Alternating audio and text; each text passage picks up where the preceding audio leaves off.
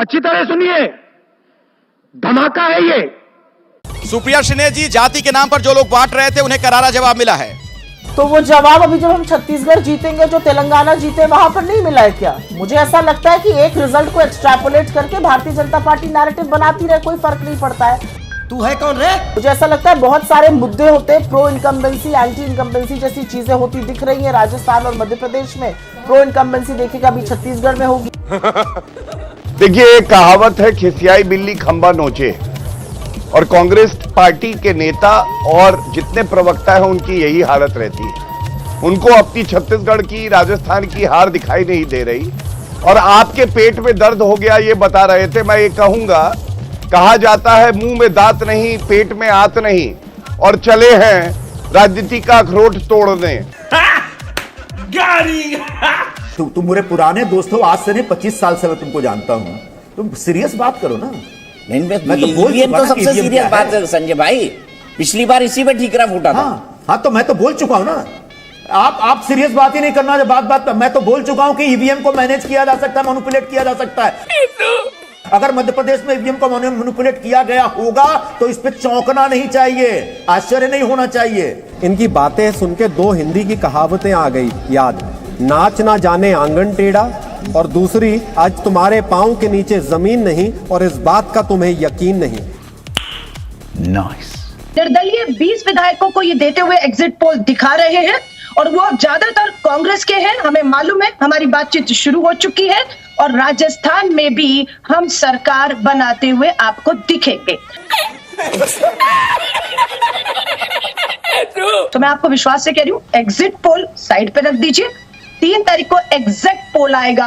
5 राज्यों में भाजपा का एक बार फिर से सुपड़ा साफ होगा। कांग्रेस पूर्ण बहुमत की 3 राज्यों में, और राजस्थान में और मिजोरम में भी आप देखेंगे हमारे समर्थन से सरकार बनेगी। दोबारा बैठेंगे, उस तरह पूछेगा, जरूरत हो तो बता दे। दोगले के औलाद, ये कौन सी फिल्म लाया है?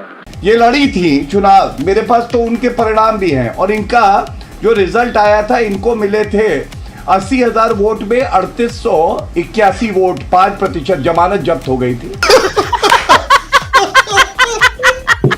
और लोग ऐसा बताते हैं कि ये पार्टियां भी ऐसे बदलती हैं, ऐसा। हाँ, शांत। अब देखिए, कुरान की कसम तोड़ रही हैं मैडम। मत तोड़िए कुरान की कसम, मुस्लिम पार्टी है, राहुल गांधी ने कहा था। शांत।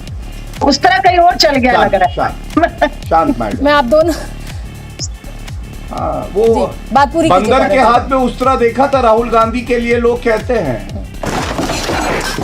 एक वाकई गंभीर चिंतन की आवश्यकता कांग्रेस को दिखती है। 2024 की लड़ाई सामने खड़ी है। प्रधानमंत्री मोदी ने साफ कर दिया है कि भैया ये हैट्रिक 2024 की हैट्रिक। मध्य प्रदेश में हमारी मिसरीडिंग बहुत ज्यादा रही। मुझे लगता है कि अगर भारतीय जनता पार्टी के लिए इतना ज्यादा अंडर करंट था, तो वो कांग्रेस को समझ में आना चाहिए था। ये बात मैं स्वीकार करती हूँ। हाँ। क्योंकि जिस तरह का प्रचंड बहुमत मध्य प्रदेश में मिल रहा है भारतीय जनता पार्टी को, संजय जी मुझे सही करें अगर मैं गलत कह रही हूँ, ऐसा पहले हुआ नहीं। क्या ये सबसे ज्यादा सीटें हैं जो भारतीय जनता पार्टी को मिली है संजय जी? हाँ, या इससे पहले हुआ है? हाँ, एक नहीं, इसके पहले 163 थी, अब 164 आ रही है, तो सबसे बड़ी जीत है। देखिए, राजस्थान के पिछले चुनाव में याद करिए, लोग शायद भूल जाते हैं, 2018 के राजस्थान चुनाव में ही पुष्कर में जाके राहुल गांधी जी ने अपनी जाति और गोत्र बताया था कि दत्तात्रेय गोत्र के कौल ब्राह्मण है। आज सीपी जोशी जी जो स्पीकर हैं वो चुनाव हारे। नाथ द्वारा का 2018 का जाके वीडियो चेक कर दीजिएगा, जिसमें वो मोदी जी, उमा भारती जी और हमारे पिछड़ी जाति के नेताओं के बारे में ऐसी भाषा बोल रहे थे कि अरे इनको धर्म के बारे में क्या पता हो, तो सिर्फ मैं ब्राह्मण हूं मुझे पता होता है। आपका स्टैंड ये था, और 5 साल में एकदम कलावाटी मार के आप दूसरा स्टैंड लेंगे और सोचेंगे कि जनता आपके बात पे भरोसा कर लेगी, पिछड़ा वर्ग भरोसा कर लेगा। ऐसा नहीं हो सकता। आप क्रोनोलॉजी समझ लीजिए। देखिए श्वेता जी, सबसे बड़ी बात है, आश्चर्य की बात है कि भाजपा ने, देखिए, झूठ का सहारा कितना बड़ा लिया था चुनाव में। अभी क्योंकि आप मेरे से सवाल कर रहे हैं, आप बोलेंगे आज इनको बधाई दीजिए, तो बधाई देता हूं, मैं इनको शुभकामनाएं देता हूं कि मध्य प्रदेश की जनता, राजस्थान की जनता की सेवा करेंगे। लेकिन अब सवाल आपने किया तो इसका जवाब भी ये बनता है कि भरोसा तो है, लेकिन अगले बार क्या होगा कि बीजेपी ने चुनाव नहीं लड़ा। नरेंद्र मोदी जी के साथ एक तरफ खड़ा था ईडी, एक तरफ खड़ा था सीबीआई। चड्ढा समझाओ इसे, समझा। परंतु दूसरी ओर मुझे बताइए कि अगर वसुंधरा जी के विषय में जो भी शरद जी ने बातें की, वो मेरे अच्छे मित्र हैं, पर उनसे पूछिए ना कि अशोक गहलोत जी की तो सरकार थी, कमलनाथ की सरकार नहीं होते हुए भी उनको डिक्लेयर किया गया।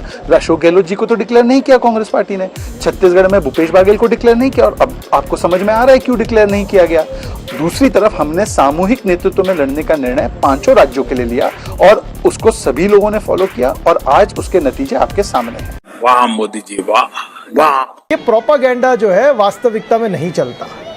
आप ये प्रोपागेंडा को जरूर तूल दे रहे हैं, लेकिन वास्तविकता वो कार्यकर्ता की है, उस जमीनी कार्यकर्ता की है जो संघर्ष करता है और जो जाकर प्रोपेगेंडा कौन कर रहा था? आप लोग मुझे एक चीज बताइए, लोकेश जिंदल, मैंने आपसे प्रश्न सीधा प्रश्न पूछा है। आप लोगों ने हिंदुत्व को कोसा, किसी ने डेंगू कहा, किसी ने मलेरिया कहा, आप लोगों ने मोदी को जो मन में आया कहा, देश के प्रधानमंत्री होने के बावजूद, और आप लोगों को जैसे मन किया वैसे एजेंडा सेट करने की कोशिश की।